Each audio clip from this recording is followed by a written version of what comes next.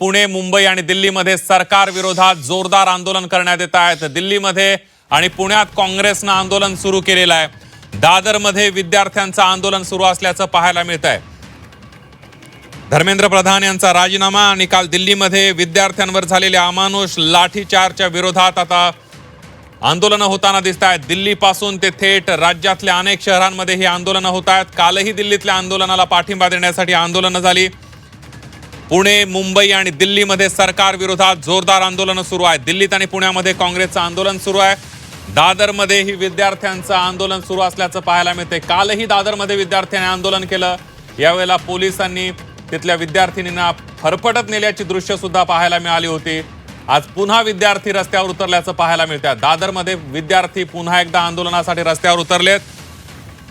एकीकडे राहुल गांधी यांनी दिल्लीमध्ये पंतप्रधान नरेंद्र मोदी यांच्या निवासस्थान परिसरामध्ये ठिय्या आंदोलन सुरू केलेलं होतं। आपल्या जवळपास 100 खासदारांसह राहुल गांधी ठिय्या आंदोलनासाठी बसलेले होते। त्यावेळेला राहुल गांधी यांच्या काही खासदारांना पोलिसांनी बळजबरीनं ताब्यात घेतल्याचं पाहायला मिळालं। यावेळेला काँग्रेसच्या पुण्यातली ही दृश्य बघतोय की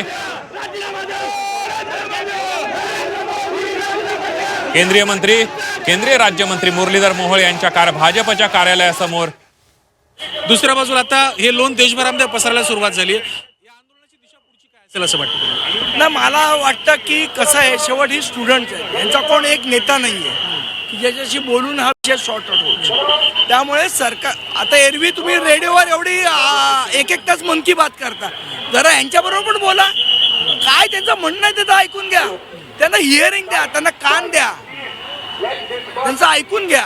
मुळात सरकारची मानसिकता नाही असं तुम्ही म्हणता एक प्रकार दिसत तरी नाहीये। ही कोंडी फुटणार नेमकी कशी ना मला माहित नाही। आता हे सरकार कशी कोंडी फोडणार आहे, यांचं काय होणार। आज ही मुलं काय यांना कोणी बोलवलंय का?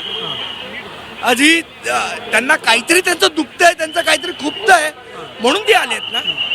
मग सरतेशेवटी आपण बघतोय की मनसे असेल किंवा सर्वपक्षीय असतील किंवा अपार्ट फ्रॉम म्हणजे राजकारणाच्या पलीकडे जाऊन या सगळ्या नेत्यांकडून आता या आवाहनाला कुठेतरी सुरुवात झाली। आपण दृश्यांमध्ये सुद्धा पाहतोय की कशा प्रकारे हे आंदोलन या ठिकाणी सुरू करण्यात आलं होतं आणि आता एक एक करून पोलिसांकडनं या सगळ्या आंदोलकांना इथनं हटवलं जाते। शांतीपूर्वक पद्धतीनं पोलिसांकडनं आवाहन केलं जाते की आपण या ठिकाणाहून निघून जावं आणि शांततेच्या मार्गानं जे आंदोलन खरं तर करणं अपेक्षित आहे त्यासाठी ज्या काही उपाययोजना सरकारकडनं आणि पोलिसांकडनं केल्या जातात त्याचाच एक भाग म्हणून तर या आंदोलकांना इथून काढण्याचा प्रयत्न पोलिसांकडनं केला जातोय।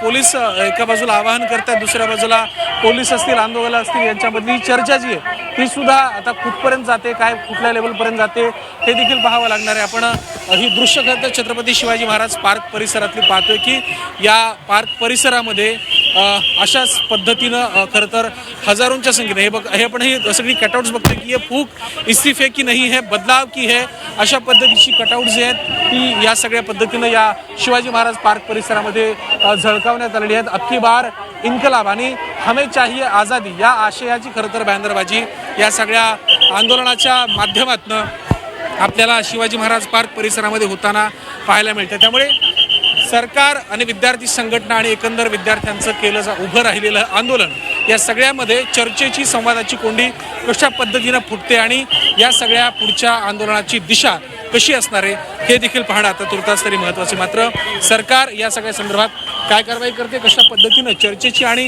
एकंदर संवादाची दारं ही खुली केली जात आहेत आणि त्यातून ही कोंडी फुटते याकडे आता सर्वार्थानं सगळ्यांचं लक्ष लागलेलं आहे।